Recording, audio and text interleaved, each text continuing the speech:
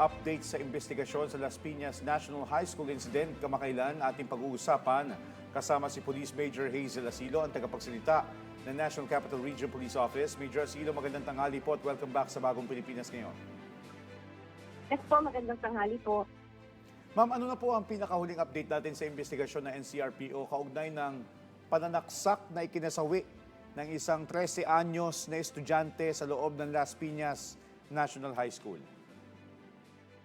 Noong pong Sabado, August 1, isinailalim na po sa inquest proceedings yung ating 14 years old na child in conflict with the law or CICL, kaugnay po ng complaint para sa murder. Ang complaint po ay naisumiti na sa Office of the City Prosecutor ng Las Piñas at kasalukuyang pong nasa ilalim ng evaluation. Nakumpirma po na ang sa death certificate na ang ikinasawi po ng ating years old victim ay stab wound sa dibdib at sa ngayon po ang ating CICL ay nasa pangangalan para sa residential care at intervention. Ma'am, sa mga naunang ulat, pagtatalo tungkol sa sukli ang dahilan ng pananaksak. Sa isinagawang investigasyon, meron pa po bang ibang motibo na tinitignan ang pulisya o nananatili po ba na ito pa rin yung pangunahing anggulo ng kaso? Based po sa ating investigasyon, yun pa rin po yung pangunahing motibo, yung pagtatalo po tungkol sa 10 pisong sukli na naiwan po doon sa kantin.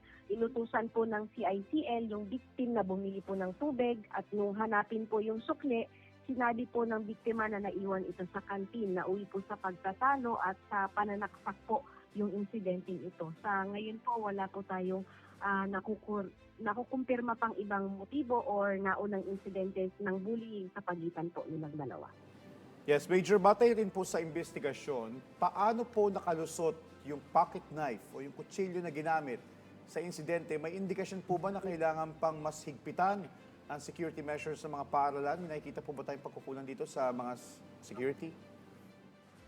Ang ginamit po na fan knife or yung pong balisong, hindi po pocket knife. Bakit po sa ating ginawang investigasyon, itinago po ito sa loob ng tumbler. Kaya po hindi kita sa sinagawa pong pag-check po sa pagpasok po niya ng paaralan. Dahil po dito, kailangan po siguro repasuhin at palakasin yung screening procedures at maaari din po i-consider ng mga paaralan yung paggamit po ng metal detectors. Depende po sa kanilang assessment at sa kakayahan. Okay. Major, pahabol lang po, may nabanggit po ba yung bata kung bakit daw po siya nagdadala ng kutsilyo o ng balisong sa paaralan? Ayon po sa kwento, parang meron pong, hindi naman po dito sa, kasi kaibigan niya po itong nasaksak niya ito, kaibigan at kaklase niya. Pero ayon po sa kanyang kwento, sa pagtatanong ng ating mga taga-women's desk, parang umiiwas po siya or may prior incidents po siya ng bullying. Although hindi po niya nasabi kung sino po yung mga nangbubully sa kanya. Ma'am, meron po bang nakikitang pananagutan ang paaralan pagdating po sa pagpapatupad ng security protocols para maiwasan ang pagpasok ng mga ipinagbabawal na gamit? Sa ngayon po, wala po tayong sapat na batayan para sabihin may kriminal na pananagutan ang sino man mula po sa paaralan. Pero sa isinagawa po nating pag-check, naitag yung balisong sa loob ng tumbler. Kaya kailangan po nating alamin kung nasunod po ba ng maayos yung security protocols at kung may bahagi po ng screening process na dapat pang mas palakasin. Matapos po yung insidente, agad namang dinala ng mga faculty member yung biktima po sa Las Piñas District Hospital. So, wala pa po tayong nakikita na negligence ng paaralan regarding po dun sa nangyaring incident. Yes, Major, pakipaliwanag din po dahil nga po 14 anyos o 14 years old lamang po itong suspect na minor de edad po. Paano po isinasagawa ang legal na proseso laban sa isang child in conflict with the law na sangkot sa kasong murder? Sa ilalim po ng ating Juvenile Justice and Welfare Act, ang bata pong 15 years old pababa ay exempted po from criminal liability.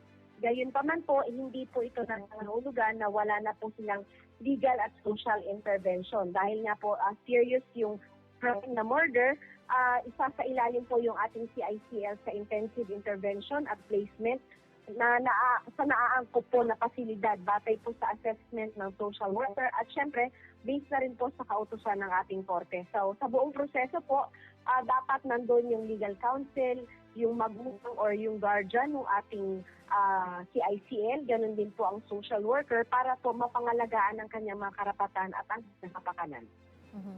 Ma'am, pagkatapos po ng inquest proceedings, ano po ang susunod na legal na hakbang naman habang nasa bahay pag-asa ang minor de edad na suspect? Maaari po ba ninyong ipaliwanag ang prosesong ito? Nasa Office of the City Prosecutor na po yung complaint for murder para po mag-undergo ng evaluation. So hihintayin po natin ang magiging determination at legal po na aksyon ng prosecutor. Kasabay po nito, magsasagawa din po yung ating social welfare authorities ng assessment at intervention.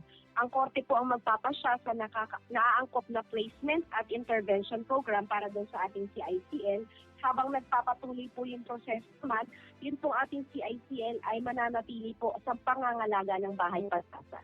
Okay. Major, sa usapin naman po ng pagbili ng patalim online, may pakikipag-ugnayan na rin po ba ang NCRPO sa mga online selling platforms para po matukoy kung paano po nabili ito nung minor de edad at kung may nalabag po bang batas sa mga online sellers sa pagbebenta nito mga patalim sa mga minor? Batay po dun sa ating ginawang pag-check, ito pong kanyang nabilhan, yung online platform po na nabilhan niya, is hindi po nire-require or at 13 years old po, pwede na po mag-open ng account.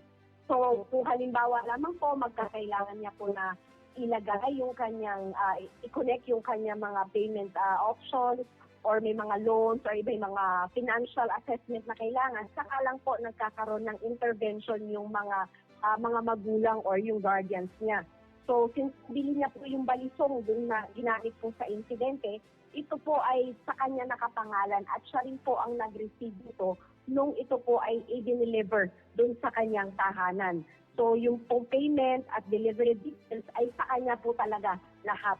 So, kapag nakompleto po yung informasyon natin, makikipag-ugnayan po tayo sa investigator sa platform para po sa kinauukulan, para po dun sa maaari po natin maging gawin, para po mas maiwasan na po natin yung mga ganitong insidente.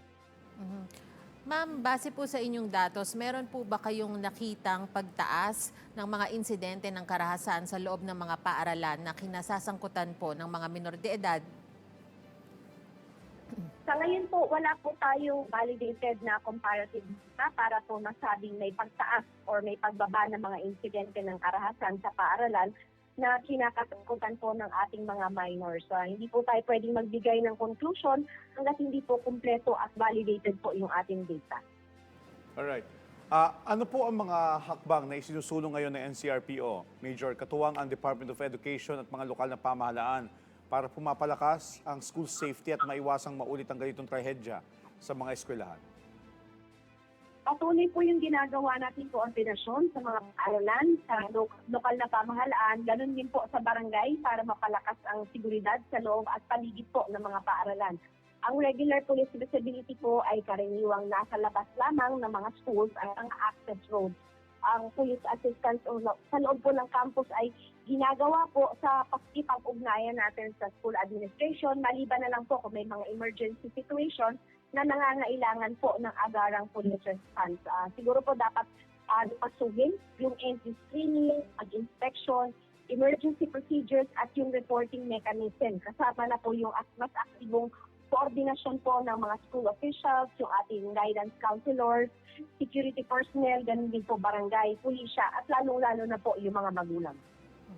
Alright, mensahe nyo na lang po ma'am sa mga magulang at paaralan para mas mabantayan pa ang problema sa mental at emotional well-being po ng mga kabataan. Una po sa lahat, ipinapaabot po ng NCRPO ang aming taus-pusong pakikiramay sa pamilya ng biktima. At syempre po, mahalaga po na bukas ang komunikasyon ng mga magulang, ng guro at ng ating mga minors, yung ating mga bata. Bantayan po natin ang kanilang mga kilos, yung pakikitungo po nila sa kapwa, pagbabago ng pag-uugali, ganun din po yung anumang alitang kanilang pinakaharap. Sa insidenteng ito po, wala tayong informasyon na or reported na may naunang panghuli dito sa ating CICL. At batay po sa investigasyon din, nagsimula lamang po ang kanilang pagtatalo dahil po doon sa 10 pisong sukli matapos utusan ng CICL ang biktima na bumili ng tubig.